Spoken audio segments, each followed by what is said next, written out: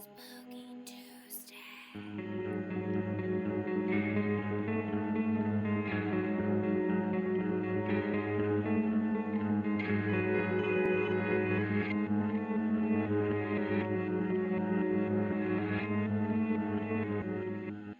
It's like being on a plane when you know it's gonna crash. Everyone around you is screaming, yelling, "We're going down, we're going down." All you really want to do is grab the person next to you and fuck the shit out of them because, you're gonna be dead soon anyway. Hey guys, welcome back to Spooky Tuesday, a weekly podcast where we're breaking down all of our favorite slashers, thrillers, monster movies, and black comedies on the new scariest day of the week. I'm Sydney Thompson. I'm Monica Height. And I'm Chelsea Duff. And this week, I made us watch Cabin Fever, the 2002 film. Made is the right word. Don't know that I would have ever gotten to this one on my own. Don't know that I needed to, but we'll discuss. I don't know if you told me to not research anything, but I did get a glimpse of what I was getting into because I had a little park picnic and part with Devin from our Troll 2 episode the other day. And apparently she watched this at a sleepover in the 5th grade and told me there was a leg shaving scene that traumatized her for years. No, she spoiled that. But honestly, I am so grateful because I think I would have died I mean, as soon as there was leg shaving, I think I would have predicted where it was going. Yeah, it's pretty clear. But it's at that point in the film, she should have known better for one, but also I knew well enough for sure. But yeah, wow, that was, I don't know what I was expecting other than I knew there was a flesh-eating parasite. That was not it though. What happened? I forgot like a large part of this movie, and then I was like, oh no. But by the end of it, I was like, I stand by my decision of making us do this movie. It's important. Okay. It's Sydney, how did you history. feel? I definitely remember being scared of this movie when I saw it when I was like 12 or 13. And boy, was I wrong, because this movie was not scary at all on the rewatch. And I also remember thinking, wow, this movie is so good. And boy, did I also not think that on this rewatch. You know what? It's like a horror comedy. Has a commentary on society, which we'll get into. So, oh my God. Wow. But anyway, it's so prescient. It's before so I start relevant to our times. proselytizing, let me tell you the description of the movie. This one's not too many sentences. Okay. 5 college graduates rent a cabin in the woods and begin to fall victim to a horrifying flesh-eating virus, which attracts the unwanted attention of the homicidal locals. Which the focus on the homicidal locals, I guess. They really kind of spoiled the ending, I feel like, with that part. They said, here's everything that happens in this movie. That's the part I fucking forgot, too. I forgot all the parts with the locals. I forgot all of them. Something I want to point out really quickly, though, before we start is this is the tagline for the movie. Terror, ... in the flesh. And then below Cabin Fever, it says, catch it. Ew. Okay, here's the thing though. Terror in the flesh. That's actually pretty good. Those little bitches. I know, it's so good. Catch it, bitch. Eli Roth is a little motherfucker. That's what I've learned from this movie. This is his debut, so that's pretty fucking good. He's also a really great actor, so allow range. We love to see it. But also, he is like one of the granddaddies of torture porn horror in the 2000s. And so I also want to strangle him with my bare hands. Because he did Hostel. Did y'all know that? I didn't know that until I was researching this. You know, I can't say that I knew anything about him. But I sure did learn that he plays Grim in the film. Oh yeah. Justin the hiker or whatever his name is. And Grim. Yeah, I can infer that he is a huge Sam Raimi fan, given that he wanted his debut film to be a cabin in the woods story, much like Sam Raimi's debut was a cabin in the woods story. And there's like many illusions. So I feel like I know him personally at this point. Also, that's all you need to know about Glorious anybody. Bastards? No, I haven't. He's in Inglourious Bastards. Okay, good for him. That was his big, like, that's a big thing that I knew him from. And then I was like, oh, he directs horror movies too. And then that's why I watched this way back in the day, aka it was probably like 2 years ago. And you know, it's a movie. He does a lot of stuff. He does a lot of stuff. I love that he M. Night Shyamalan'd it and he put himself in the film. He plays the wet t-shirt host in Piranha 3D. Oh my god. Yeah. Oh my god. Don't you know him from that role? Come on. Jeez. And he also cast his brother in this movie too. Can you guess who he is? Two brothers. His brother is in it. Both of them? Who's the other brother? Well, one of the brothers is whoever you're thinking of. Okay. He looks exactly like Justin. I was gonna say, is it Henry the hermit? No, it's the fucking bowling alley guy. The bald bowling alley guy whose head gets put in the bowling alley ball return. The smiley guy. The smiling bald guy. I thought it was Eli Roth because they look the exact fucking same, except, you know, he had a bald cap on. But apparently there's an Adam Roth out there. So shouts out to Adam Roth. Great haunting smile. He has another brother who played one of the like sheriff deputies or whatever, who's in the shootout at the end. Gabriel Roth. This is a family affair. I love to see family ties in a film like this. Yeah, it's just really so beautiful. Important. It's just so important to me. I just dropped every single thing that is on my armoire onto the ground. So you had to make a sweeping gesture to show just how important family is to you, as you should. Oh, it's a family values podcast, you guys. Can you tell? Yeah, it's a family it's a family values podcast. That's like our number one thing. We've always said that. We've always said that. And here's the thing too. We are very family friendly. Also, I don't say anything on here that I wouldn't say to my mom, but me either. To my mom, yeah, but like a lot of other people, I wouldn't say. Yeah, I would not say it to a lot of people, but I'll say it to my mom. That's family values. I was like, am I hireable with this podcast out in the world? You know that I have had many a crises about this. I had my very first one, and I was like, if they don't like me at my Spooky Tuesday, they can't like me at my peak professionalism. Not me. This is literally me being a professional in my chosen field, guys. I love it. I work in radio, which means I get to wild out. I miss radio, man. I miss it. Okay, I guess we should dive into this movie. First of all, if we must. I read a lot of articles, and a couple of them said similar things where they're like, the whole cast of characters, like, you don't like any of them.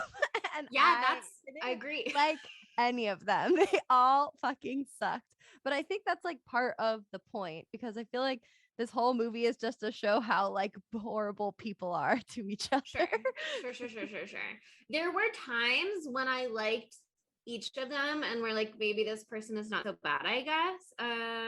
But I never was rooting for any of them, really. You know what I mean? I was a little bit for Jeff there at the end, just because he disappeared off screen for so long that I was like, is Jeff gonna be the final girl?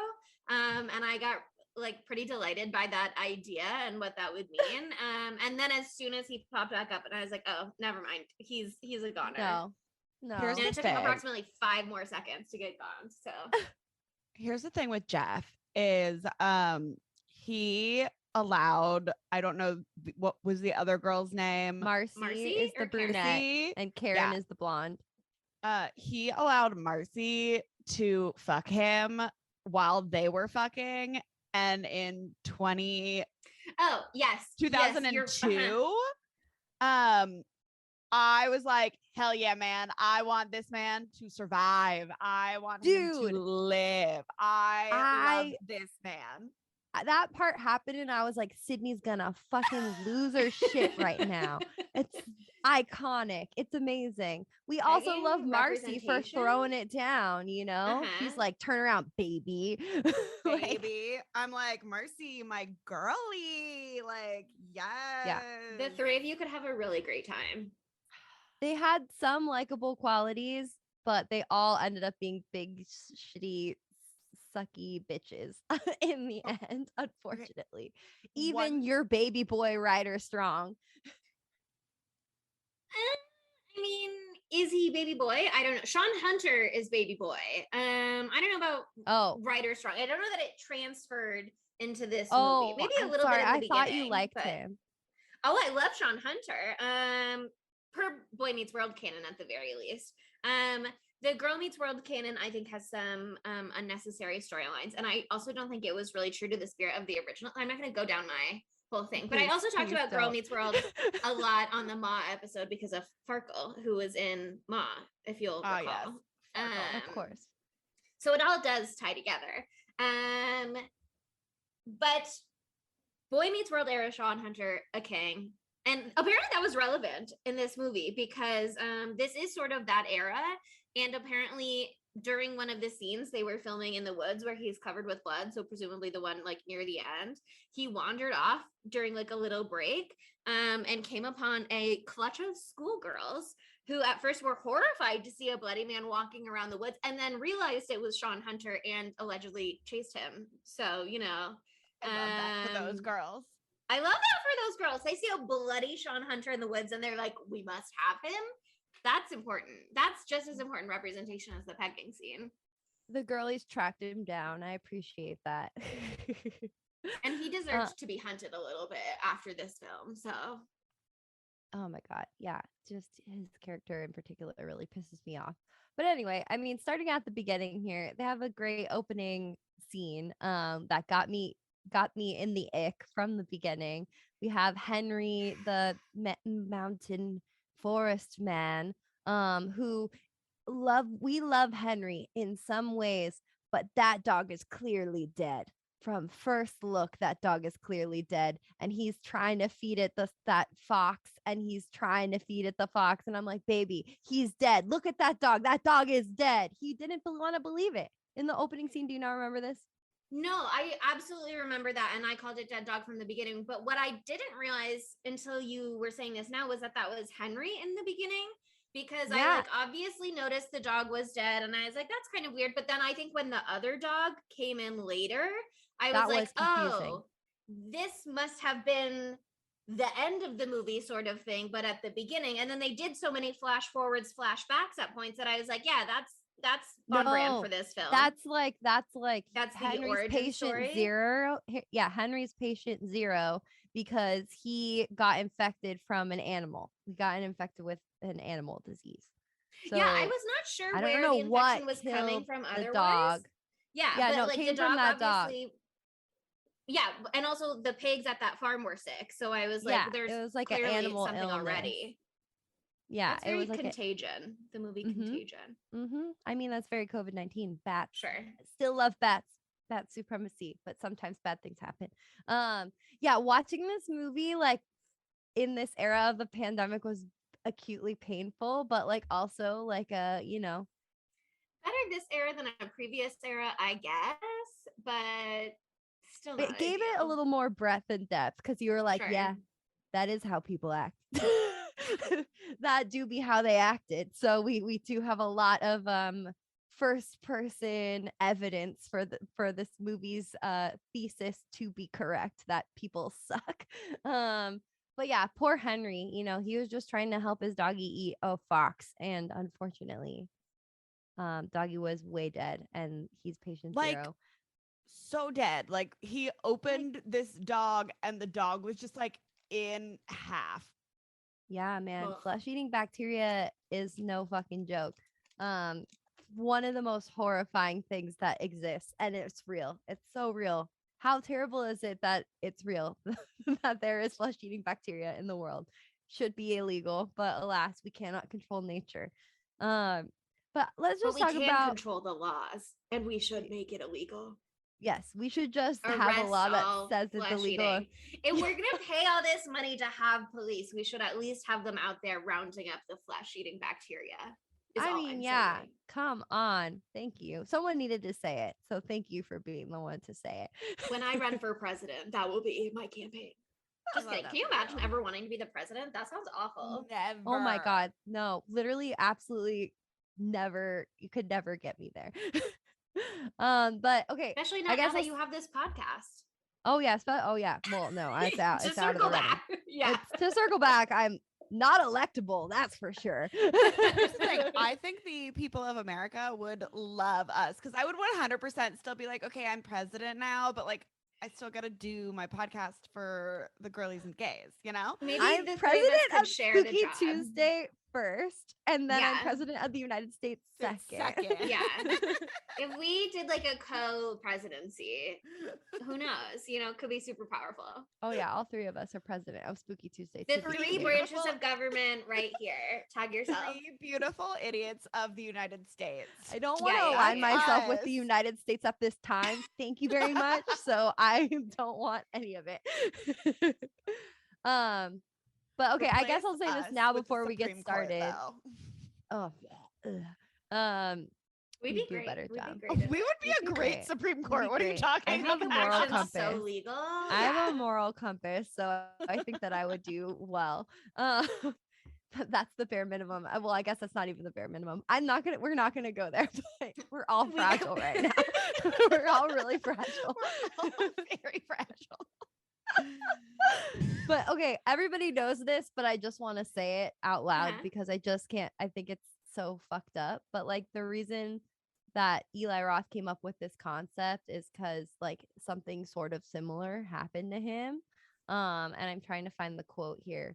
Oh yeah, he says, the initial idea for Cabin Fever came when I was working on a horse farm in Iceland. Casual. I do that too.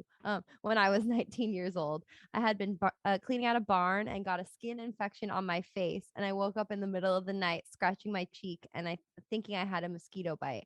I looked down at my hand and saw chunks of skin. The next morning, I attempted to shave and literally shaved half my face off. The strangest part was not only did it not hurt, this is the worst part. Not only did it not hurt, it actually satisfied some strange itch underneath my skin. I went to see a dermatologist who, judging by the horrified and puzzled look on her face, had never seen anything like it before. She gave me a steroid cream, and luckily it cleared my face right up. But the idea of it scratching an itch underneath his skin, I was like, oh my. He said, I know I have to include a shaving scene after that experience. Oh, 100%. That's horrible. That actually happened to him. Of course, share that trauma, baby. You have to. It's wild though, because apparently per IMDb trivia, sound mixer John Neff also had a flesh-eating bacteria at one point, and had to do 13 days of nonstop intensive medical care. And he says the makeup in the movie is 100% accurate. So at least there's that, you guys. So it's true to life, baby. Okay. And more ways than one. Don't worry. There's two of us here with personal experiences. We can attest to the authenticity of this film. I'm so glad. I'm so glad. See, that's another thing. I've read all this discourse because there was a remake of this in 2016, which seems, and they used the same script. Why? And they barely deviated from it. I mean, it's different actors. I hope that they removed a few hard R's. That would be great because there's quite a few of those in this. And also a lot of the N-word. Oh, yeah. Sorry. That's what I was talking about.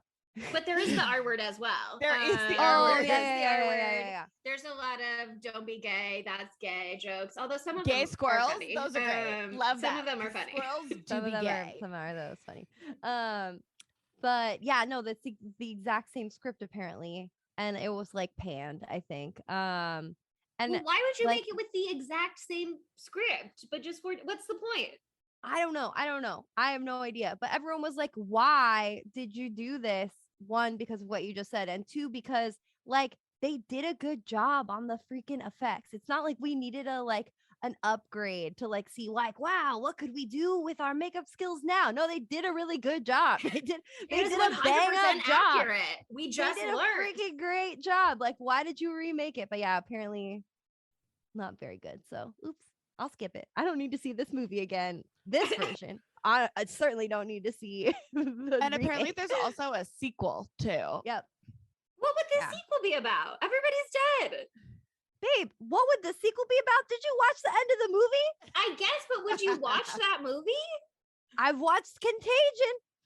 Sure, that's a good The point. first like weekend of the Contagion is of the sequel. pandemic, I watched Contagion and I Why? watched the other one. Oh my I did God. that Everybody too. did, but horrifying. I did not What's make the that other choice one? for myself. That's not Contagion. The other one. Whatever. Someone will know. The other one. That's about The that. other And one. You guys get it. You can guess. Yeah. I fell asleep during the other one, but I was wide awake during Contagion. Contagion freaked me out so bad. I Oh, was like, this yeah. is a fucking mistake. I was like, Monica, you knew this was going to be a mistake. Why are you now being like, oh, I'm so scared? Like, why did I do this? Because I'm an idiot. That's why. 3 beautiful Save idiots. yourself? In this case, 2 beautiful idiots because Chelsea didn't make this mistake. Yeah. I said, that's not for me. No, thank you. I'll just be over here. I don't even know what I did in early season 1 of the pandemic because I didn't watch Tiger King or anything either. Did you bake bread? I didn't. I moved home to my parents' house for 2 months. I was like, what did you do? You were moving. Chilled. I don't know. Just hung out. Just like, She was like, I just stared at the vibed. ceiling. I went for to a while. Trader Joe's and tried to flirt with the cashier on my bi-weekly grocery trip or whatever. I don't know. I was That just sounds chilling. fun. It was fine. I baked a lot of bread and I watched a lot of Tiger King, so I don't know. You know I did me. both I of don't like those to things. watch whatever shows people are currently talking about. I like to wait for the hype to die and then circle back later. Yeah, it's super frustrating. Except you're not doing that with first kill. Except you're not doing that with first kill. So she's lying. She's lying. Anyway, this is a pressure point for me because she won't watch Our Flag Means Death. So I'll get to it bully eventually. Chelsea in the comments. Anyway, moving on. Oh my God. So we have to talk about the, I don't know, bodega is not the word. Market owners. The bodega. Yeah. Bodega. LA, New York has bodegas, Monica. New York is really, really territorial about the word bodega. The word bodega came to my mind and I had to say it because it's so fun to say. But anyway, It's a great word. why Dennis? Why is Dennis in this movie? Why does Dennis have that haircut? Why, Dennis? Why? He Okay, but is also just a curious, Dennis the spitey little Menace. child. Okay. Yeah, okay, yeah. Forget the OG Dennis the Menace. This is Dennis the Menace. He Dennis do the be Menace is biting. dead. Yeah. Long live this Dennis the Menace. Yeah. And like, I respect his right to bite at will. I mean, I think that is, especially with Paul. I'm hopefully gonna keep calling him Paul and not alternatively Shawn Hunter and Ryder Strong. But he just like goes over and like gets real cozy with that strange child. Like that bite was 100% on him and deserved. I thought that was weird, but I was like, oh, maybe he's just like friendly. I have too talked to a child, but I have not sat in on the same bench as it. That's like a little predatory. Close. Yes.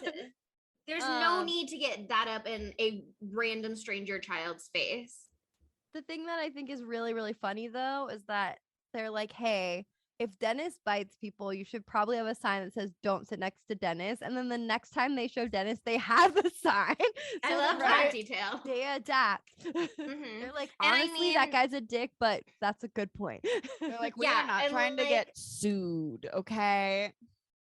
It was a good point about the liability. And obviously the movie sets all the general store people up to be objectively terrible by having them imply that they shoot Black people. Yes. And then they did circle back to that later and go, it wasn't what you thought. With a cute little reveal, I guess. That which- shit is so fucked up that it was even involved, but I did laugh like psychotically. Like It was like so unhinged. unnecessary. It I was felt like such I a had been choice. slapped. I like felt like I had been slapped. I could not believe that Eli Roth Yeah. is a silly Billy and he needs to have his like pen taken away. I would love to know what other people think about that scene and find out at another time.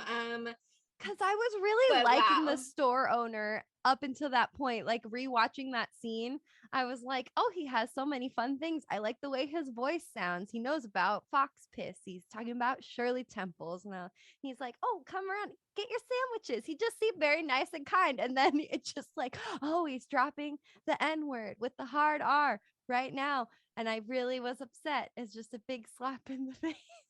But I guess he was trying to like. Don't worry, he be meant like, it affectionately. Those Haha, are his you friends still at the can't do end. that as a white You- person, but okay.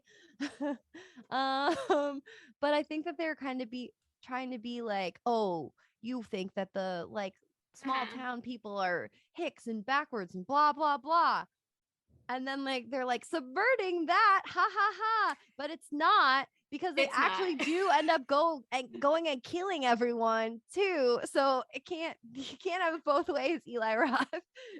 They are terrible. They're just not racist. Right.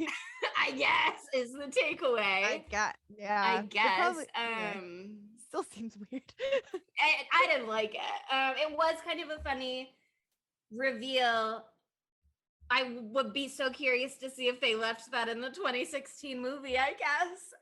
Oh my God. Yeah. Okay. There's got to be some edits here. There has to be some edits here. There are so many Please. like "don't be gay" jokes. There are so like There's when they're so in the lake, many. when Paul and Oh Karen my God, are I like love doing their little this. kiss, and then she just rolls off into the water, and he's like, "I thought we were kissing," and she's like, "Don't be gay." Like, No. Okay.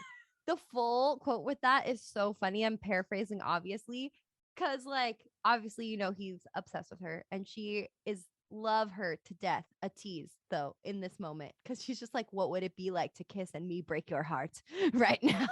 And then she wants to he's feel like, the power.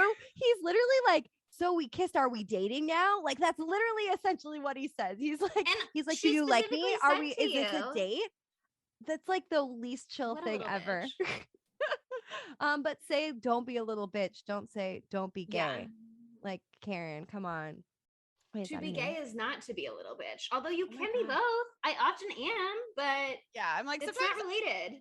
here's the thing: to be gay is to be a big bitch with a capital B. Okay, like get That's it what right. the B and Look, LGBT you got the sides stands wrong. for.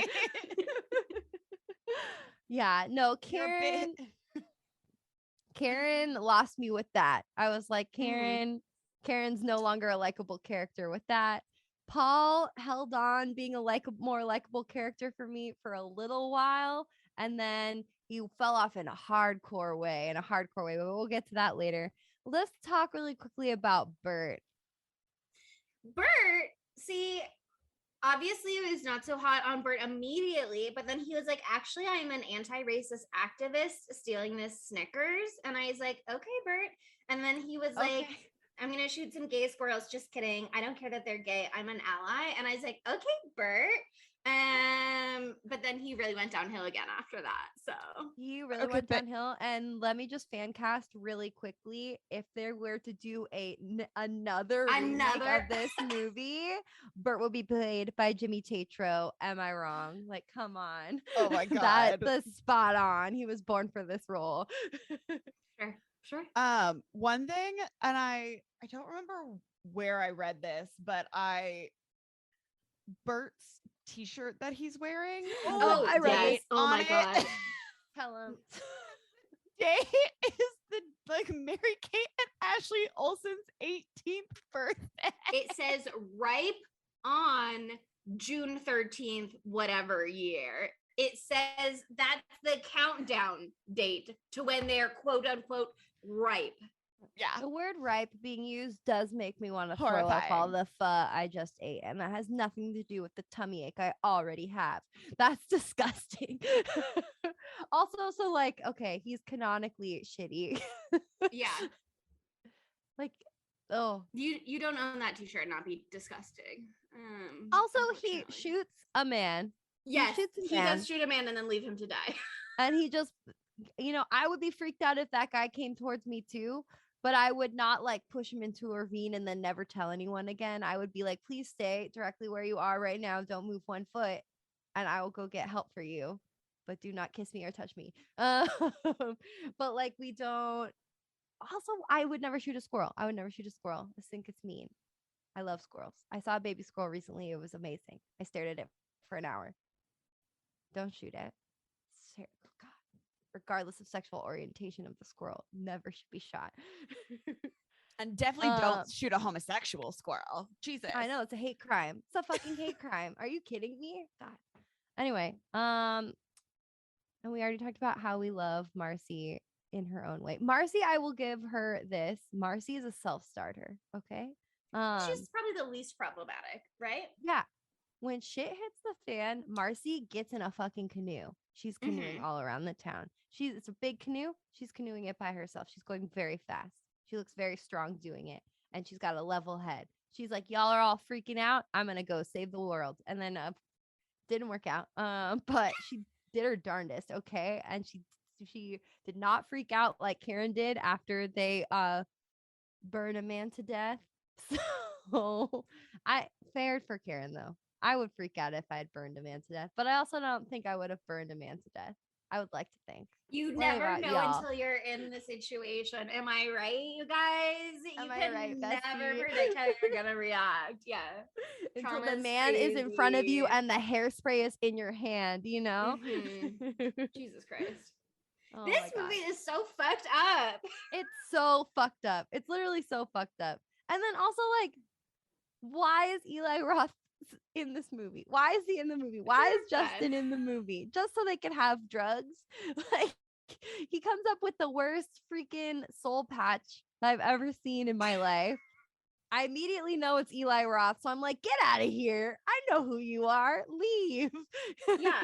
It is interesting because he really doesn't add anything to the story other than a slight fake out when you think he's found Jeff and the dog. But the dog could have been like a coyote or a wolf or something. It could have been a wild animal so easily. You know what I mean? Yeah. And it was confusing that it was a dog that looked so similar to the OG dog. Yeah, I like had different markings on it, but it was super fucking confusing. I did really like the scare though that we get from Justin / Grimm later on, when you think that Paul has found what's his name? Jeff in that cave, and he like goes to try to find him, but it's actually Justin who has been disemboweled by the dog. Do you think by his own dog, or did he succumb to the flesh-eating virus as well? Maybe I think that he might have died from it, and then the dog ate him. Ugh. Yeah, but the dogs definitely do that. Got him. Yeah, dogs do that. If you die, your dog might eat your face. I've heard about this. So just be careful. They're just hungry. They're hungry. You're a food source. You're not using your face anymore. You're also not feeding them. So yeah. If I had a dog and I died in my home, I give my dog permission to eat me once I'm fully dead. Don't start earlier than that. That would be a break of trust. Point. That's actually a very important point. You have to take BB's little face and look BB right in the face and say, wait until I've fully succumbed, BB, because I feel like BB is missing some senses. You know what I mean? He really needs the full directive to wait because he might not be able to tell. In case y'all forgot, I have a 17-year-old dog named BB who is a poodle that is about like 10 pounds. And I think that BB would eat me. And he should. He deserves to. He would. I would be so pissed off. My ghost would be like, BB, are you fucking kidding me? My ghost would be like, BB, no, BB. But he wouldn't be able to hear me because he's deaf. And also, you know, because I'm a ghost. Yeah. It's a double-edged sword kind of deal. Either way, like maybe spiritually I could get to him, but I don't really know how that works. The crossovers to the dog. How does it work in what show were you talking about? Ghost Whisperer, Sydney, last episode? Oh yeah. Can the ghost talk to dogs? She can see dogs. Like, well, she's a person. Spirits. So, dog spirits you're talking about. Okay, wait. Give me the info. Like, she has a dog spirit, but she doesn't know how to cross it over because it's a dog and they can't talk to each other. Sure. So that's very rough. It's very interesting. The dog's name is Homer. So it's a great dog. He's a cutie. So they have a ghost dog. Like, okay. I thought you said his name is Homer, so he's a gay dog. And I was like, oh, I'm glad that that's clear. Once again, getting to the classic literature, the antiquities, and how they are all gay. And they are. They are. No, it's so true. We've been over this. Okay. One thing about Justin that I also want to say is like, how dare he just meet these people and then like make that horrible stupid joke to them. They're like, yeah, my dog is a professor of being a dog. And then he's like, oh, faced. If someone said that to me and I just met them, I was like, get the fuck out of here.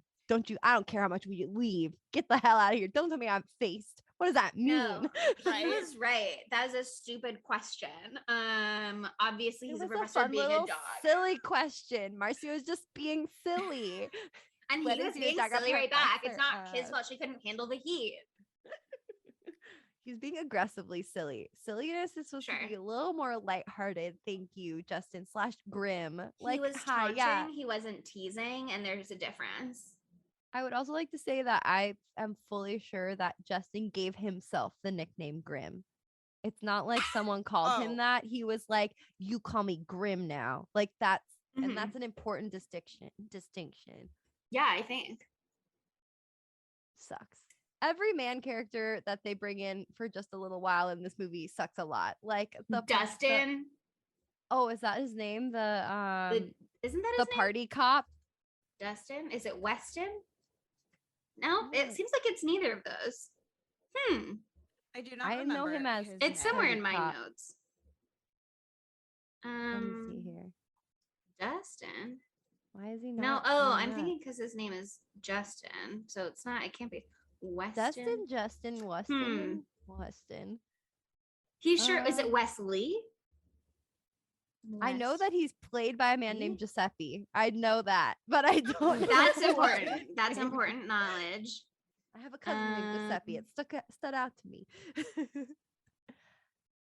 Okay, well, I'm looking at the IMDb cast list, and I will say, Winston, Deputy Winston. That's the same vibe as Dustin and Weston and Wesley. It's a rhyme. I see where you were. But also just while I'm looking at it, the IMDb cast also has extras listed as Shemp and Fake Shemp, which is another Evil Dead reference. So. Oh yes, I love that. Yeah, he was like, let me make a way stupider Evil Dead, and he succeeded. Like he has some like vaguely tracking shots of the wilderness, He did that. Dumb as rocks. Evil Dead. There's a basin in this cabin too, and they reference it at one point, but we never see it because the scene got cut. I watched the deleted scenes, but we'll get to that later on. Okay. They're pretty pointless. They're just like every scene in this movie is pretty pointless. Yeah, I mean, yeah, okay, fine. But okay, one scene I do want to talk about is just I know that it's bad because it's infected blood. But did you like how much blood there was in the car scene, Sydney, when he was throwing up blood everywhere and they kept breaking the car? And I was like, why are you breaking the car? Now the blood's going to get out. This is literally so stupid. This is a horrible plan. Yes. I didn't like the color of the fake blood. It should have been a little bit darker. The blood very color bright. It was very bright. In this whole movie was very off-putting. Also, I thought I had to like stifle laughter when they showed the car the next day and it's like it was painted red. Like it is literally coated with blood. I was like, how did this happen? Like this guy would be dead if he threw up that much blood. He is dead, but that's not why. Well, maybe it was imminent regardless. So it was. I mean, we saw what happened to everyone else. There's how fast they go. Jesus Christ. Oh my God. So terrible. But I really do love, no matter how stupid the movie is, I thought the way they handled like the water contamination was really cool. How like you see that, like we know as the viewer that Henry fell into the water reservoir. We see how the pipe goes directly to the house. And then you see Karen fill up her water glass while she's upset. And there's so many fake outs, not a ton, but a few fake outs where she almost drinks it. Also, there's literally like a chunk of flesh in the cup. I thought that was a little much. I was like, Karen, how you not notice this? There's a huge piece of pink yunk in the bottom of your cup. Throw that shit out. That fresh spring water pink gunk, that's the dream. That's the cities don't have water like that. You really want to get it fresh in the mountains with that pink gunk included. We love a spring water. But I mean, at the end of the day, who is the reason that Karen dies? It's Paul's fault. Because he brings her the water. Drink the water. He makes her drink it. She like put it down. He brings it to her twice. I will say, you're right. That part is handled fairly well, especially with Jeff and Bert having their little bet that they'll only drink beer all weekend, which like helps to kind of draw out the timeline. I thought that was kind of like a clever way to extend things so that they're not all immediately getting sick exactly at once. You know what I mean? And it also like helps you clock when Bert gets infected, because like you're not thinking about, oh, the water is infected at all times because there's a lot of other stimuli. And so Bert takes a sip of water and Paul's like, oh, you just lost the bet. And you're like, oh fuck, what was the bet again? Oh fuck. And so I forget though, when does Marcy get infected? I think Marcy gets infected. Oh, I thought it was because she cooked the chili and probably used water for the chili, and she ate the chili, but no one else ate the chili. She also had tea. Damn. Okay, so we've got multiple sources, and both of you noticed at least one, and I noticed zero, but I figured, that's fine. They were sure manhandling Karen's body a lot. And that also was clearly a potential exposure site, as Jeff so helpfully pointed out for all of us, which I thought was frankly ridiculous. Like, they're not willing to help her or touch her when she's like very much able to still walk around on her own. But then once she's decrepit on a mattress, they're like, we'll get all up on her. Like, we made her sleep in this little shack, but now it's fine. And I guess like to a degree, once your friend is fully dying, you're like, okay, I'll help, as opposed to when they're just like injured or whatever, when you're like, ew, gross, but it doesn't seem that serious yet, maybe. Yeah, I know. And obviously Ryder Strong got blood all over his hand from when he was molesting her in her sleep. Can we talk about that? What the fuck? That's the part that I was saying, like later on, he is fully canceled. Yeah, like no, enthusiastic consent, baby. I don't care that she asked you to spoon. She's scared. That's not a yes. And it's like one thing when you are in a partnership and you've had pre-existing discussions about like what's okay and what's not, you know what I mean? And just like stroking your partner is one thing, but this is someone who he explicitly was like, are we dating now? Does this mean you like me now? And she essentially told him to go fuck himself. And now he's like, let me just try to finger you when you're not even awake. Like, excuse me? You're not even fucking conscious? Oh my God. I was like, ew. Incel. And there was like this were we supposed to think it was romantic, you know what I mean? Or were we supposed to be like, this is predatory? I think so, because the vibe was very romantic. Yeah, but it was not. It's very 2002. There was very 2002 to frame it as romantic, but it's not. It was fucking especially gross. With Shawn Hunter at the time, you know what I mean? I think they probably thought casting Shawn Hunter was lending something to the role, and it didn't help for me in that scene. No, and it's also just so, because was Boy Meets World still coming out at this point? I don't know when it ended. This came out in 2002. Boy Meets World was on from like the late 90s to the early 2000s. So like, it probably ended in like 2000 or 2001. Yeah, 93 to 2000. What a weird vibe shift for his career. Yeah, you know what I mean? That's very Disney Channel though. Although it was I think not a Disney Channel show. It was ABC Family or Fox Family when it predated ABC Family even maybe. Yeah, I mean, here's the thing, like your options, like if you were going to do the horror pivot, your options for being a non-problematic one were like there weren't any options, like in early 2000s they're all fucked up. So, he took what he could, I guess, but fuck, this one's one of the more fucked ones. So yeah, as a pioneer of the torture porn era, like God. I did think it was interesting. This is so unrelated, but like we mentioned, they say the R word in this movie, and this movie hit like the festival circuit in 2002 and then like came out in theaters in 2003. And I just watched Senior Year on Netflix. If you guys haven't watched that yet, it's actually pretty cute. The Rebel Wilson one. But it like, she gets dropped on her head. She's in a coma for 20 years. But so the beginning is in 2002. And there's like this whole discourse when she wakes back up in 2022 about whether or not what words you can say and how the R word can't say it anymore. And so to see that specific year existing in this film I was like, yeah, they sure were just throwing it around back in 2002. Oh, they 100%. sure were throwing it around. Until like 5 years ago, I would say people were just throwing it around. Maybe a little longer ago than 5 years ago.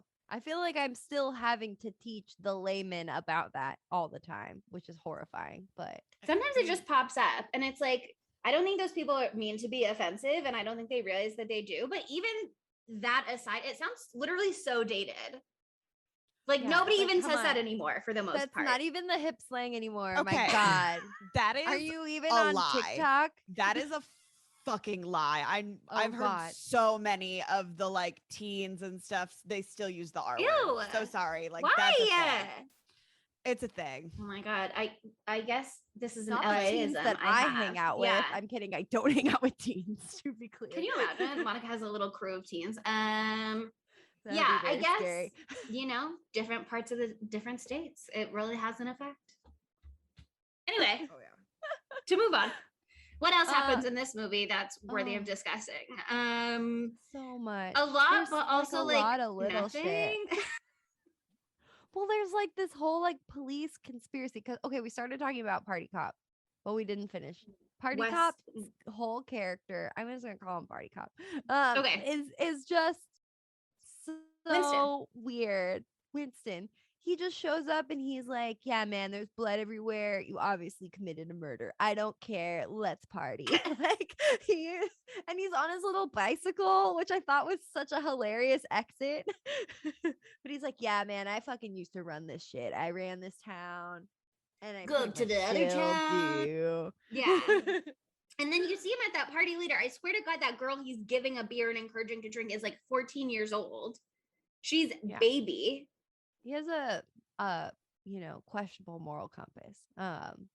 He's a wild fucking guy. He's a wild fucking guy, and he never comes back to help the group ever. He was supposed to bring a tow truck. That never happens.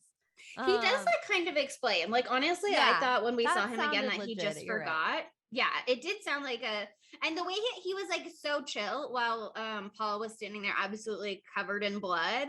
And he just was like happy to not acknowledge that at all, really, and just be like, oh yeah, man, like I did ask the tow truck, but then I broke down. We had to get another tow truck. Yeah, you want to ride now? Like, okay, I guess that man. And then he's the one causing problems at the end. Oh yeah, it's his fault at the end. I don't understand, because the way that everyone reacts to this situation, like all of the townsfolk or whatever, or the cops, they're like so ready to put a bitch down. You know what I mean? They're like, yeah, we'll just kill these people. And it makes me feel like they do this a lot. Everyone in this movie, or at least every man in this movie, because I would say Karen and Marcy act a little differently. They're a lot more like willing to help and be of service, at least to some degree. But everyone else in this movie acts like they've already lived through a horrifying pandemic and can't do it again. You know what I mean? Like, they act like they all have like contagion trauma already. Yeah. I mean, maybe Jeff is just a hypochondriac though. He definitely is. Yeah. But like Bert is also having some like strong reactions at many point. Yeah, I also think the first reaction with Bert though is more like, I just shot this guy and I want to like pretend it didn't happen. Yeah. But there was it was the part right after the bedroom scene between Paul and Karen, which, by the way, I hated that as his hand disappeared under the covers, if you had subtitles on, it said squishing in brackets. Oh yeah, I know. That was squishing. It was. And squishing it was. I hated that. But like right after that, squelching. When they all run in, Bert is being like, I wrote Bert is being fucked up in my notes. And does Bert have some like contamination trauma issues? And then they just drag her out into the hut and they force her in and they lock her inside. But at least Bert shares his cigarettes with her, I guess. So he wasn't willing to share them with Marcy in the car earlier. He says, you know what? I can be a little bit generous, I guess. Yeah. Is that something? No, everybody here sucks. No. But I mean, that brings us to Bert just like going off. Bert then figures out that he has it pretty soon after that and takes the car out into the world. And that's where we get the weirdest scene of this entire movie. And it's so hard to say that this is the weirdest scene in the entire movie, but it is. Like, it is. The pancake scene is the weirdest one. What the fuck? Truly bananas. What the like? They have the sign. They've adapted. Don't sit next to Dennis. But Dennis just like divines the thought of pancakes out of thin air. Like, no one's talking about pancakes, but Dennis is talking about pancakes. Okay. Bert's like, no pancakes. That kid can do the craziest moves I've ever seen. And then the music in that part too. I was like, what's happening? Apparently that kid, the actor, Matthew Helms, was just practicing his taekwondo during a break in filming. And then Eli Roth saw him practicing because he's a real life black belt and was like, why don't we have you do a little taekwondo in your scene for fun? This is so Troll 2. This is exactly Troll 2. It's exactly Troll 2 when the director was like, I love your cheerleading dance. We must incorporate it into the film. We don't need to do that. Okay, directors at large. Don't add in a dance scene unless you know what you're doing. Don't add in a martial arts scene unless you know what you're doing. Matthew Helms did know what he was doing. He's a black belt. Weren't you listening? Okay, I'm sorry. I know he knows what he's doing, but the director. I did Google to add that. I Googled pancake taekwondo just to see if there was some sort of link. And I did find results of like taekwondo places and people making pancakes, but as far as I can tell, it's not related to them being a taekwondo Facebook page or whatever. They were just like, yay, pancakes. So we may never know, unless, is there a reason? Has anybody pancake seen? I didn't see anything. Cabin Fever? I thought I just had a really funny, smart thought. But I can't remember the word for the thing I was trying to say, and it's wrong. But the thought that I had was that it's like some sort of like Manchurian candidate kind of thing where he has like a password to unlock his like kung fu moves, and the word is pancake, but he says it himself, so that does not work. Well, I Googled and I found a Screen Rant article that kind of says exactly what we just said. He saw him doing taekwondo, was like, let's throw it in. No explanation for the pancake part of it. So we'll never know, maybe. Eli Roth is just a silly goose with too much power in his own film. Just a silly goose. Just the classic explanation of being a silly goose. Classic silly goose. But okay, I guess that brings us to the most upsetting part of the film. We're getting back to the most upsetting part of the film. This whole part is upsetting because we do have an iconic quote from Marcy about the plane going down, and it makes you just want to fuck the person who's next to you. And then they fuck. And this is what I wanted to bring up earlier. So Sydney and I have both had the distinct joy of being on the Horrible Horror podcast, and they do this fun and mostly upsetting segment where they do a deep dive into IMDb and look at all the hashtags that users put in for the movie, and they're like all about sex. It's all so weird. People can find specific sex scenes, and so on here it says hashtag sex scene, hashtag woman on top. And I'm like, oh my God, like that's your takeaway from this fucking movie is that Marcy's on top when they do it. Dear God. Marcy's always in control. She is in control. She was like bouncing his upper body at first. I know. She's like not even bouncing. She's just like she's like just like boom, boom, pushing him. Boom, boom. Yeah, she's like pushing him. I was like, if they were on a waterbed, maybe, I don't know. Maybe she's like creating a little current, a little wave, but I'm gonna have to try it out. Be like, hey, yeah, report back. Please let us know if that's a thing. Do a little TikTok and be like, hey guys, I saw this hot tip from Cabin Fever and I decided to give it a try. Let's see if my skin falls off right afterwards. The thing that is so funny about that whole scene though is that fucking Paul puts Listerine on his dick afterwards. That was, and it's the yellow Listerine, which is just like, yikes. It looked like piss. So if you're looking from behind, you won't think, oh, that man is Listerining his dick, which would be very alarming. Also, I would be deeply offended if someone Listerine their dick after having sex with me. So luckily for her, she didn't find that out. Here's the thing. This movie, the state that we are living in now, he was just like, so you really just don't use a condom? Like, good for you, Shawn Hunter. Yeah, advocating for condom use is so important. That is the one good thing he did this whole movie. The last thing they need is but then he fucked her raw anyway and just Listerine him stick. Pandemic, so yeah.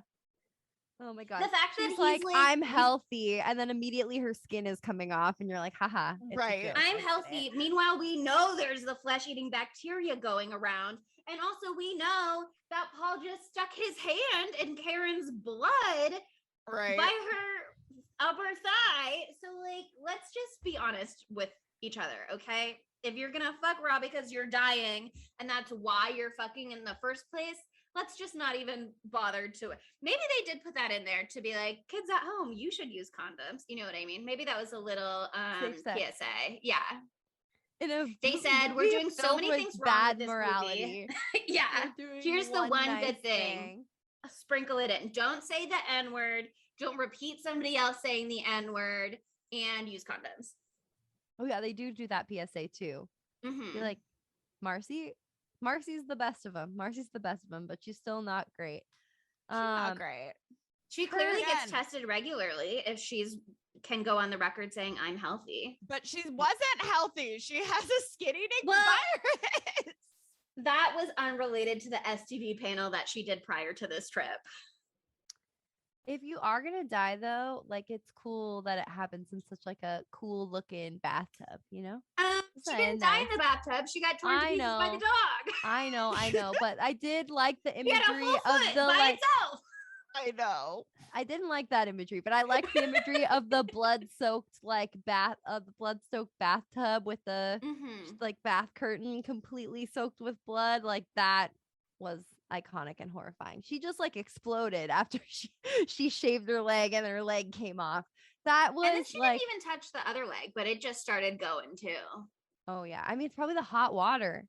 Maybe like, she also was like, off her skin. It felt really good. It scratched an itch underneath the surface on this one leg. Let me just do the other two, even though it's now blatantly horrifying. Oh my God.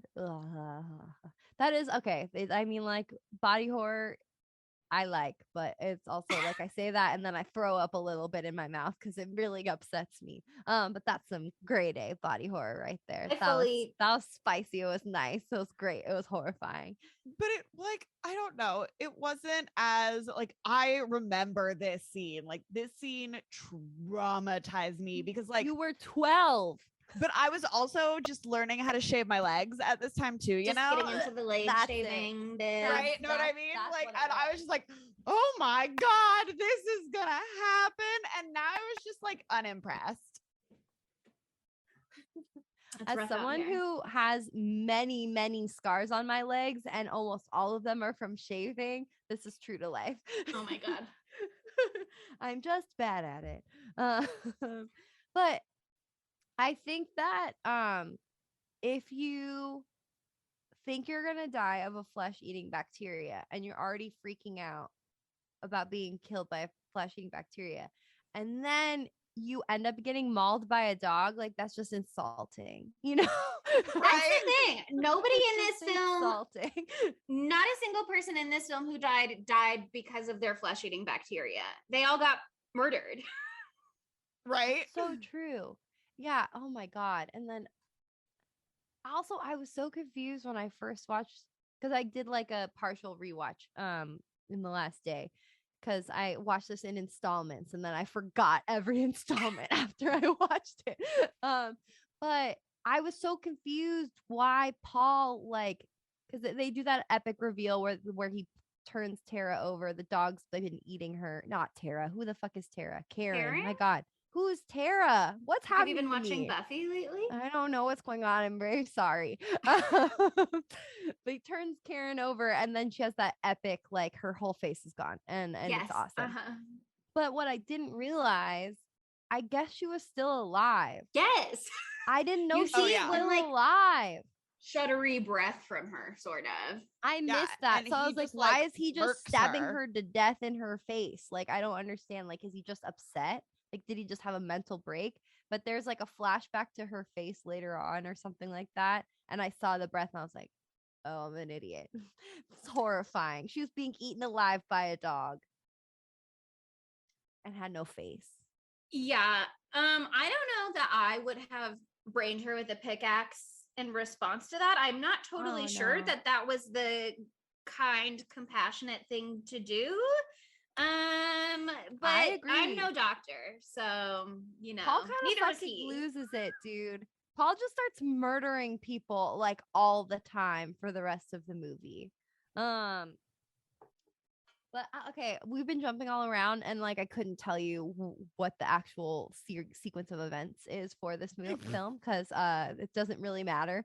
But I misremembered how this movie went down because it's me. Hello, I'm Monica Haidt. Welcome to Spooky Tuesday. I don't remember how movies work. I thought like the big grand finale at the end is when Paul falls into the water next to the dead body and then he's infected after all. So when that happened midway-ish through the movie, I was like, what the fuck is gonna happen now? I was like, what could possibly happen? That's the whole thing. And it just got so much worse. But that also was another juicy is a bad word to use, but a juicy, horrifying moment. Just so fucked up.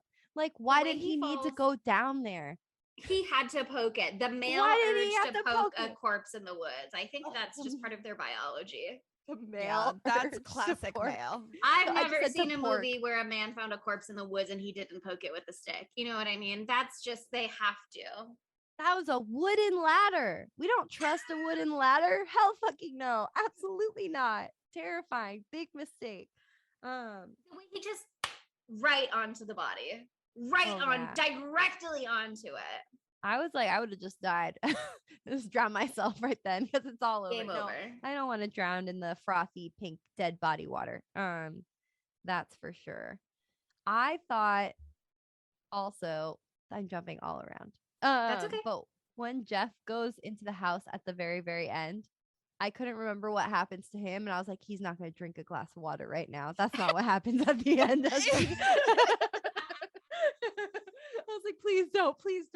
And it was better than that. Can you imagine though? I feel like the ending of this film as is like a good kicker. But I think it could have been just as good of a kicker, arguably, if Jeff came back and did his whole, I made it, I fucking made it, I did it, I made it. And then he like sits down in a chair and like has a glass of water. You know what I mean? Like, and we that cut could out also that have been whole a bigger ending. Police whole part. That would be great. The whole police chase part just kind of pissed me off. Or if you just like had that first, you know what I mean? Yeah. The townspeople coming after them. I guess that was fine.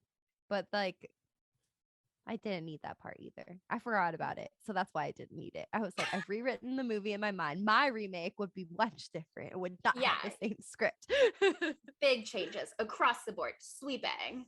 But yeah, I mean, before that final showdown part though, I think it is important to talk about this scene where a man gets a harmonica jammed into his throat, because I just think it's important to acknowledge that. I thought it was very horrifying, but also very funny when he's like wheezing a little harmonica sound. So funny. He gets a harmonica shoved down his throat by getting hit in the face with a guitar. So it's a whole musical sequence, okay? It's beautifully orchestrated.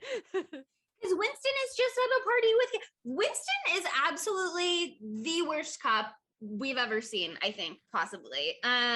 He does love a good 40 though, and Sam. Sure. Wait, do you remember that part where Karen comes out and she's like, what's going on? And he's like, honey, go back in the house and drink a 40 and just party and just party. I was like, don't talk to her like that, but also like It's good advice. If a cop's gonna say anything worst to advice. me, I want that to be the thing that the cop says to me. Sure. But yeah, he gets there originally, sees that their car is covered in blood, is like, you guys partying? And then he's like, hit me up, we'll party later. You know how to reach me, just call a sexy little 911. And then they circle back where he's been called to an underage party, but he's just chilling with the underage kids. And then Paul walks up covered in blood and he's just like, what up, man? You need a ride? And everybody else, even as the radio chatter is going on, being like, there are these kids with a flesh-eating virus out in the woods, shoot on sight. And he's just like, well, is that? Can you repeat it? And they're like, shoot on sight. And he's like, okay, you want to get in the car? Like, excuse me? Not that I think he should have shot Paul on sight, because I think that would it didn't go well for one. Not that he really tried, because his gun was in the car. You know, there's nothing he could do. But wow, is he bad at his job? And then they bring Paul in eventually. Sorry, you go, Sydney, before I change the subject. Oh, I was just gonna say, I love that instead of having a cop car, he has a cop bike. He does. It's very important. Good. It looks great. He's got both. We love a versatile way to get around. Driver. Yeah, sure. A versatile vehicle operator. Okay. But yeah, then he gets all involved in the cop scene. They're like bringing Paul to the hospital. They bring him in, and then they're like, "Oh, but what? Okay, what was up with the bunny in the hospital?" Yeah. Okay. Thank you. What was that about? Before we started recording, I accidentally auto-corrected something to bunny, and you were like, relevant for the film. And I was like, what the fuck are you talking about? Because I blocked that shit out. What the fuck was that? What was that? Was it? Oh my God. Was this a Shining reference? Was it a Shining reference? That's a good idea. Maybe. Oh my God. I think it was a Shining reference. Clear reference. If it was a clear reference to The Shining, if it wasn't a clear reference to The Shining, Eli Roth, don't tell anyone, because I just made you sound smarter. Okay. Because what else could the explanation be? Yeah, well, I don't know, but IMDb trivia says, and I didn't notice this for myself, I just saw a man in a bunny costume, but if you look closely, you can see that the bunny is offering Dennis in the hospital, that's whose hospital room it is, he's offering him pancakes. So the pancake part does come a little full circle, I guess. And then one of the next IMDb trivia entries said, in the credits, the actor who played the man in the bunny suit is listed as, quote, we'll never tell. So that's kind of fun, I guess, too. They're like, fun little secret to take to our graves. These are some fucking quirky bros who made this. These are like some quirky ass bros. They're like, hee, an Easter egg. Oh my God. And it's a bunny. Oh my God. Wow. Oof. Something happened there. Bunny Easter egg. You get it? You get what's happening? All right. We got to move on. No, I thought it was can't great. handle we it. should linger in the moment a little longer. I'm upset. But yeah, I mean, on the subject of smart references and decisions regarding filmmaking, just because this is the next IMDb trivia entry in my notes, and we like sort of touched on it a little bit earlier and then moved on, I'd like to circle back to the conversation of sex, which you brought up with the hashtags. Because apparently there is a really interesting relationship between sex and death in this film. Because the first sex scene, I'm just gonna like paraphrase from IMDb trivia, but the first sex scene with Jeff and Marcy is interspliced with shots of Bert out there hunting gay squirrels.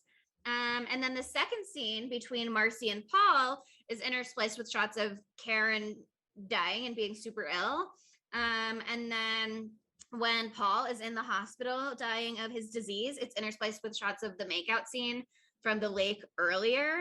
And then obviously Marcy has her whole when death comes, one must fuck scene.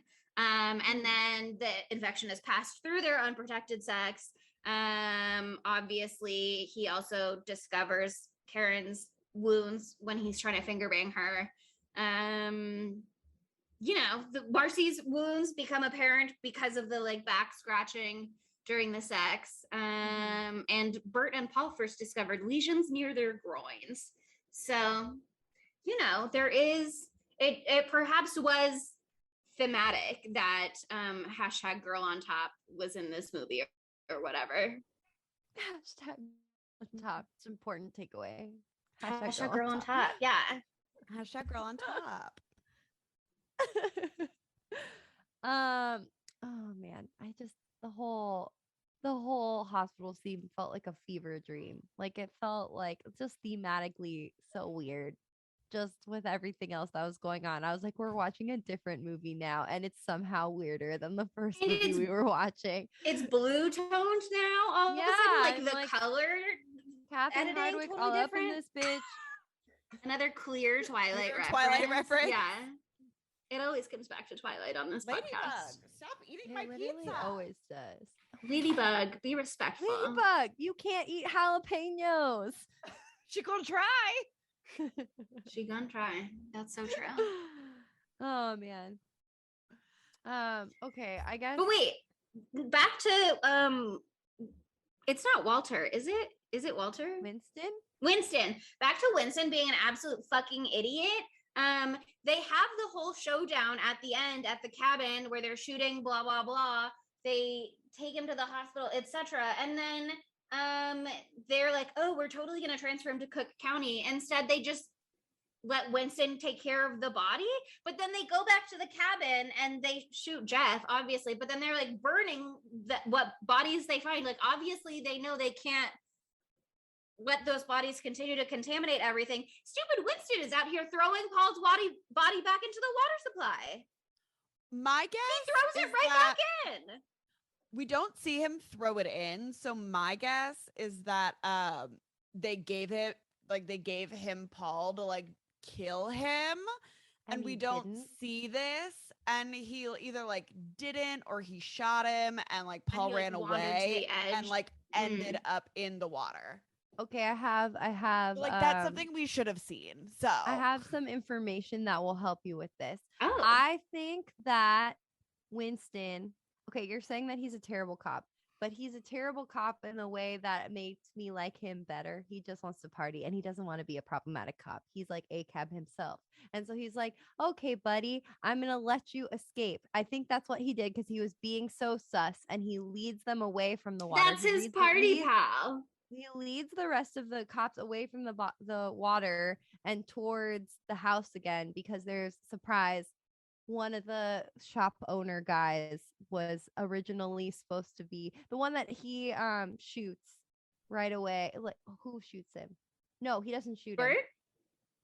Bert doesn't shoot anyone because he gets shot. The one who shoots Bert with the long hair, he just gets like thrown back because Paul hits him in the face with like something. I don't fucking know what he hits him in the face. An oar, possibly. Oh, he does a baseball bat. That's his main weapon of choice. Yeah, maybe that was what it is.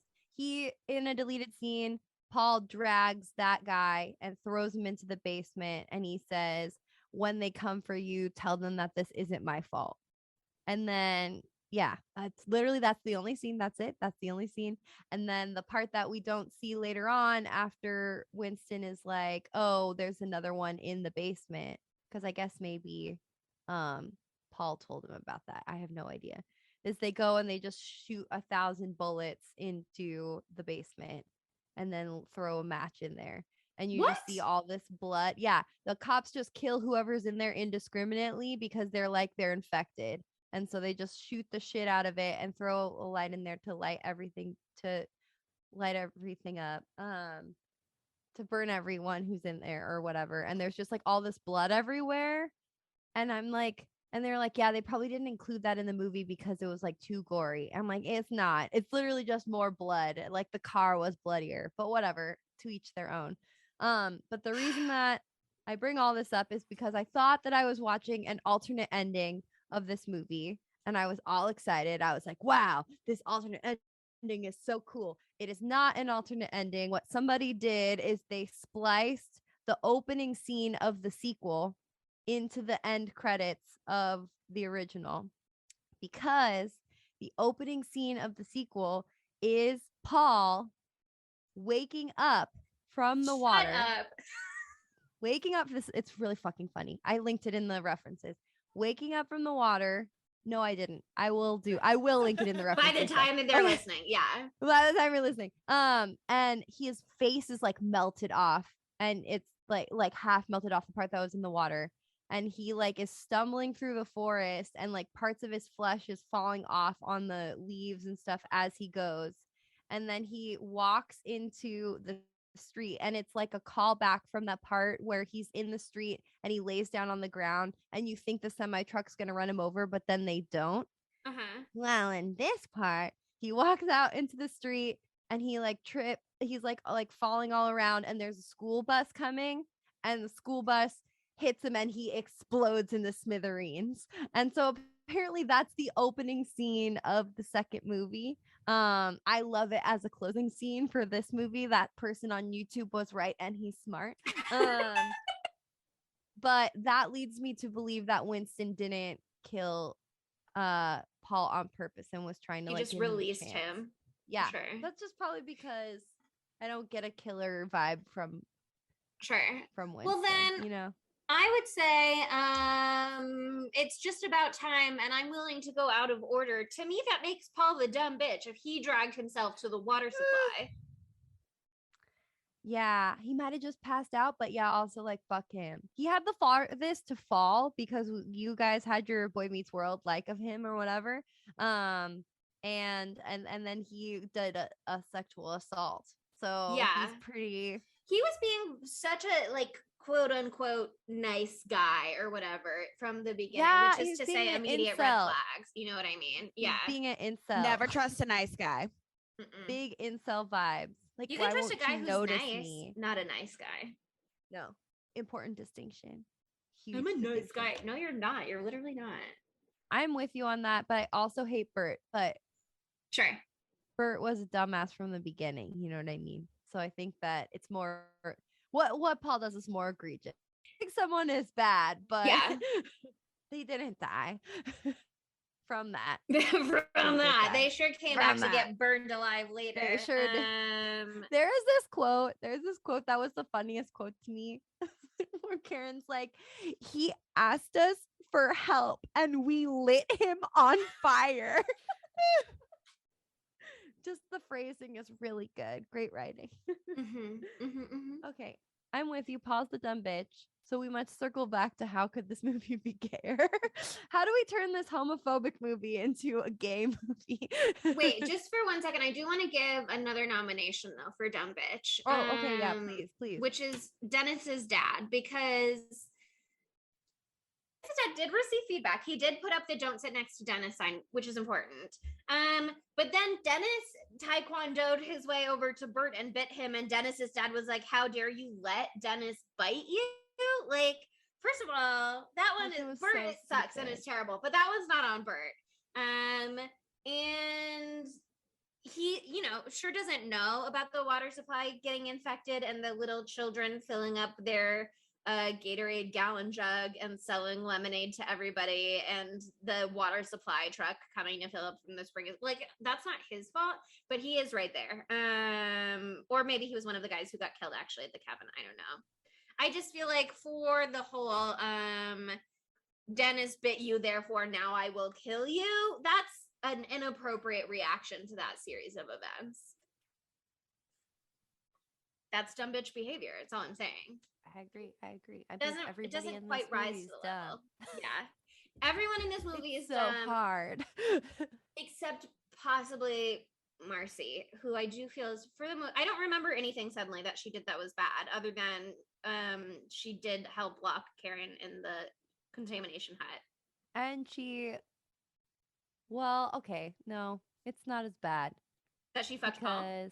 That she fucked Paul. Because it's not like Karen and Paul were together. In my mind, yeah, I was living in Paul's world where they're boyfriend, girlfriend. Yeah. And I think she and Jeff are boyfriend, girlfriend, but there were apparently scenes that got cut that showed them like increasingly like fighting and having like a volatile relationship. And apparently there was even a scene where they were like throwing things at each other during a fight that got cut. So I think fair enough to also fuck your boyfriend's Jeff best friend. Fucking left her to die. Yeah. So right. Fuck him. That one's extremely fair. And I think she actually was doing her best in all regards for the most part. Yeah, no, I agree. Anti-dumb bitch award goes to Marcy. Great job, Marcy. Yeah, she's great. Starter. Okay, how do we make it gayer? I don't want any gay people to be involved in this movie, but it's fine. And Jeff getting pegged isn't inherently gay because straight men can do whatever sex act they want, especially if it's with a partner of the opposite sex. That doesn't make it gay just because it has to do with your butt. The butt is free. I feel he's very straight though. Or were you going to say the opposite? No. I think Bert is gay. That's why he's calling the squirrels gay. Mm-hmm. He's projecting. Like he just doesn't know it yet, you know? Like if he would have lived, I think he would have definitely come out like after college. I think, unfortunately. Like he would have gotten a job in like a bigger city and like really found out like who he was, you know? He is giving, what's the name of that problematic bully guy from Glee? Karofsky. Yeah. Karofsky. He's giving. Why are we name dropping Karofsky so much in this past month? Well, I only remember his name and that happening at all because you brought it up. Yeah. That's the only fucking reason. But yeah, he's giving a little bit of that. He's like, I'm not gay. The squirrels are gay. That's the energy he's giving. And then he's like, not that it's wrong to be gay. Innately gay, but squirrels can be gay. That's fine. Yeah, it's fine. It's fine. The squirrels are gay. The squirrels. He's just like throwing out that something is gay to like test the waters. Like, how do they feel about people or animals being gay? Does it matter to them? Doesn't matter to me. I don't care. But does it matter to you guys? What do you guys think? We've painted a beautiful picture. I am fully on this boat. That's true. Yeah. That's like we're not even making it gay. This is it. This is already in the text. This is canon. Sorry about it. It's canon. Karen, like, I just don't care if she's gay or not. Like, I can't care because she pisses me off. Karen is boring and therefore is not allowed to be gay. Yeah, I feel like Marcy. Sorry, those are the rules. Marcy, seemingly shaving her legs as an act of self-care seems like pretty straight to me. Not that you can't shave your legs and be gay. Obviously you can do whatever you want, but that being like her chosen activity to like help her calm down after she's just had end of the world, death is coming sex. You know what I mean? She's like, now what do I do? Let me take a bath and shave my legs. I think it's a strange activity to participate in for self-care at the end of days. It just strikes me as straight. If I were to assign a sexuality to that action, I would say straight. I think it's just Bert. Yeah. I think it's just Bert. He's holding down the fort. I'm not, Paul can't come into the community. I'm sorry. And here's the thing too. Now Bert's horrifying Olsen twins t-shirt is less about wanting to sleep with them and more about like wanting to like go to gay like party clubs with them. He's a pop culture aficionado. Finally they can come to the 18 plus party with me at the gay bar. Gay bar. That's it. Totally. I bet there were a lot of hard to wash away that who sin. loved the Olsen twins. Oh yeah, for sure. That pizza song slaps. Oh my god, I love pizza. I want pizza. Okay, but do I sing that song every time I eat pizza? Was I singing that song right when I was ordering my pizza on my Domino's app? I was like, P-I-Z-Z-A, give me pizza. How much does it weigh? I want pizza. Does it actually get slowed down in the song itself, or did somebody do a slowed down version on YouTube that went viral? Someone did a slowed down version on YouTube that went viral. That's funny. It's like speaking of, why is there so much random slow-mo in this film? And is it because like The Haunting of Sharon Tate, they needed to extend the runtime to be full feature length? Probably. I don't think so, because the movie is like an hour 33 minutes, and I think you could easily lose a few minutes and still be feature film like runtime. But the three of us know that in The Haunting of Sharon Tate, Hilary Duff's crowning achievement, that movie, they added so much slow-mo because it just wasn't long enough on its own. So they had to do a bunch of random artsy slow-mo. In this movie, they do some random artsy slow-mo, seemingly for no reason. There's like a weird slow-mo scene of Marcy's butt at one point as she's walking. There's like a weird slow-mo scene of like the dog at one point. There's also that scene where like the blood recedes back. It's like a reverse slow-mo thing where there's blood and then it just goes like like back in time. I don't know why. I was like, are they introducing an element of time travel? Like what's happening right now? But it was just a little stylistic sprinkling.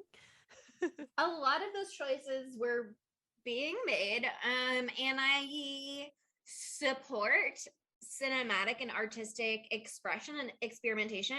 Didn't work here. Thought they did a bad job. So many weird cuts in between scenes, so much weird slow-mo and back and forth. I almost wonder, IMDb trivia said originally they wanted to use like a specific dog that had been in another movie. And they did film some footage with that dog, but it had been like a few years. Okay, the original killer dog, Jake, was hired without a rehearsal and sight unseen because Eli Roth loved the idea of using the dog in the Patrick Swayze movie Black Dog, because now he's 2 degrees away from Swayze because he's worked with the dog. But the dog was like arthritic and tired and 4 years older than it was than when it had filmed that movie. And so they only had about like a minute of usable footage. And to me, initially, when I read that, I was like, oh, that's why everything is like slowed down, blah, blah, blah. They're just like maximizing the footage they had. No, they cut all of that dog's footage. They had to bring in a new dog that was a police attack dog, which is why it is so scary and why you also never really see it in a scene with an actor because everybody was terrified to film with it. So they mostly filmed it on its own, crew members like hiding behind cars and operating the cameras remotely because they were so scared of this police attack dog that they were like, this is a good idea. Villain. That's so scary. That's so scary. Oh my God. Wait, we didn't talk about where would Maddie Lily fit into this movie. Yeah. Sorry. No, it's okay. I just remembered. I forgot. I don't want him to be in it, but he can be in it. He would obviously be party cop. Oh my God. Yeah. Okay. Done. Like, done. Obviously done. Would be party cop. Done. Wow. I'm so sorry. I spoke too soon. I need him to be in it. And I need him to be the party cop. Although that's deeply important to me. Per director Eli Roth, that guy who was party cop absolutely killed it because originally that was the cameo that Eli Roth wanted to do. He wanted to play the party cop, but then that Giuseppe killed his audition and they were like, this is our party cop. He's got to be our party cop. Just another fun audition fun fact too, and I'm so sorry to bring us back to September 11th 2001. Oh my God, I read September 11th 2001. It comes up so often. It's not our fault. Their movies are doing this. We're not doing this. But apparently, the scene that they were using for Marcy, the character's auditions, was the scene where she's talking about the plane going down and how you just want to grab the person next to you and fuck them. And they were like, yay, this is going to be so fun for auditions. But then it turns out that the day they were holding auditions was September 11th, 2001. And so you can imagine why a plane crash scene would be not ideal for that day. And they tried to call off auditions and scramble, to change things. But as you can imagine, it was pretty hectic. And so they just weren't really able to clearly communicate that with everyone. And auditions went ahead as planned. So iconic. The trauma those actors experience. Can you imagine? Rough. The industry is rough. Okay, well, I guess that brings us to our knives out of 5s. I'm so excited to see what y'all rate this. But what did the people think? Yeah, so on IMDb, this movie has a 5.6 out of 10. And on Rotten Tomatoes, critics actually gave it a fresh rating. It has 62% fresh from critics on Rotten Tomatoes. Audiences, on the other hand, not as impressed. They gave it a 44%, which is rotten. And I guess I see some of what the critics see in this movie. They've got that one gorgeous, beautiful, brilliant, shining, clear reference with the fursuit. Yeah, they do have some good Evil Dead clear references, of course. The whole bit with the beer bet delaying the water consumption, I think, is pretty smart. But overall, I did not. Well, I was gonna say I did not really enjoy myself, but I didn't not enjoy myself either. Exactly, you know what I mean? Like I would watch it again. Just I think mainly for the reveal at the end, because that was so ridiculous when the Black people come to the general store to pick up their rifle. To me, that was so what just happened? Oh my God, why? That I would be curious to see how other people react to that scene. But other than that, it's a solid like 2.5 for me.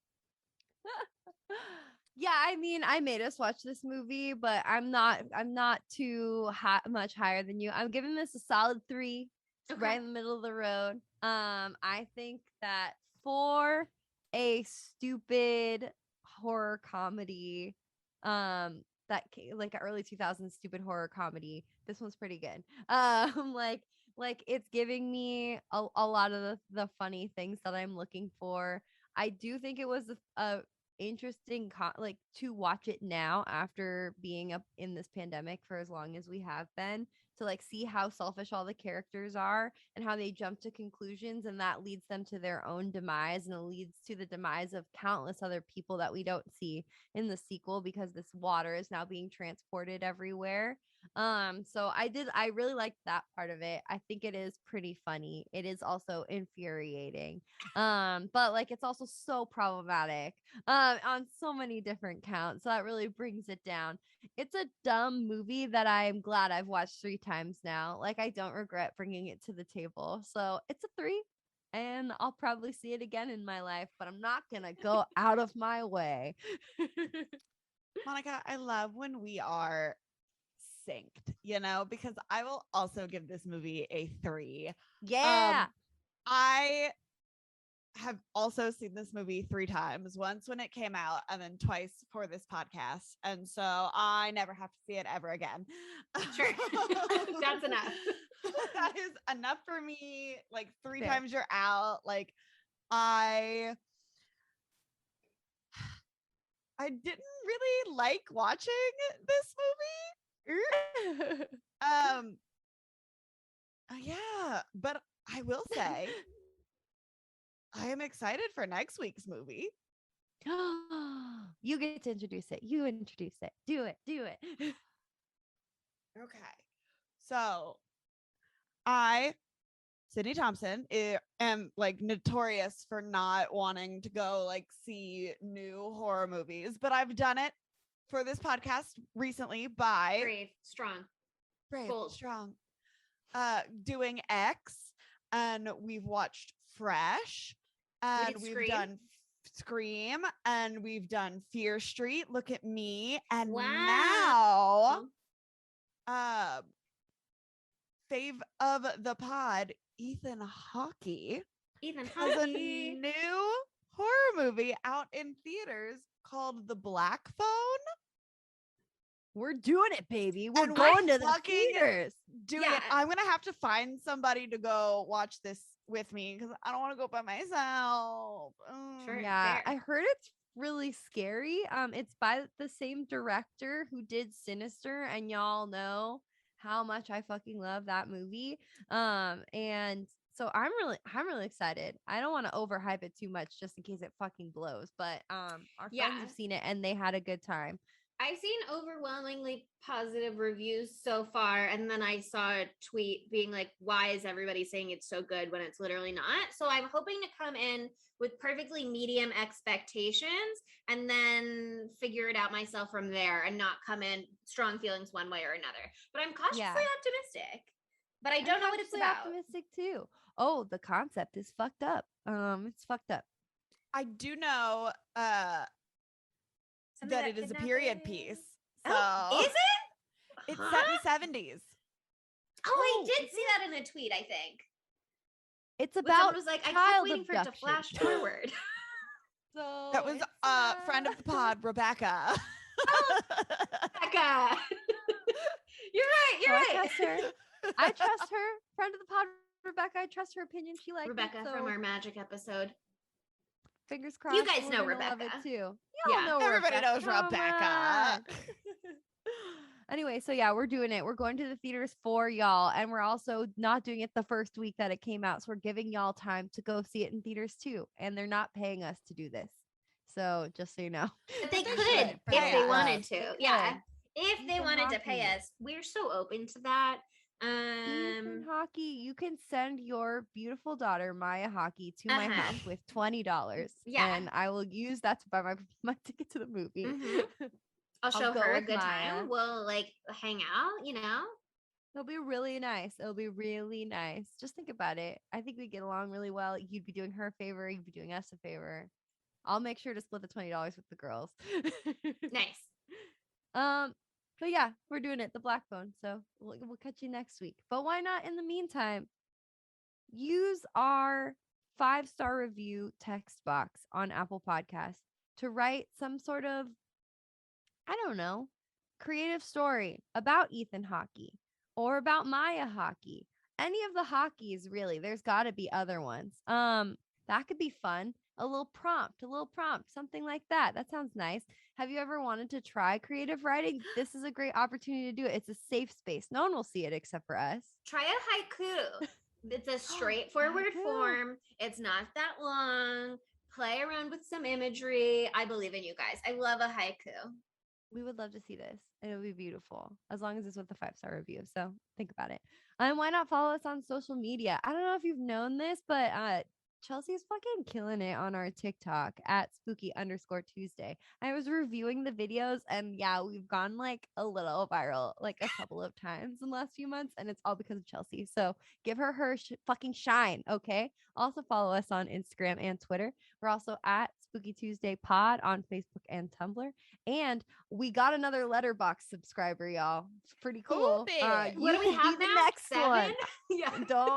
We don't say the number out loud. You'll have to go to the page at Spooky Tuesday on Letterboxd and find out our pitiful amount of Letterboxd followers. And never forget, we have one YouTube video. Don't ever forget it's more than 7 for the record. So, you know. It is good. More than 7. Not a lot more. It's a secret. You'll have to find out just how many yourself. Anyway, thanks for listening. Bye, Spookies. Pancakes. Pancakes. No pancakes. Pancakes! No pancakes! Spooky Tuesday was created by Monica Height, Sydney Thompson, and Chelsea Duff, and edited by Sydney Thompson. Our gorgeously spooky tunes are all thanks to Tamra Simons, who you can follow on Instagram at Captain Tamra, and our podcast art is by Mary Murphy, who you can find on Instagram at _the_moon_omg.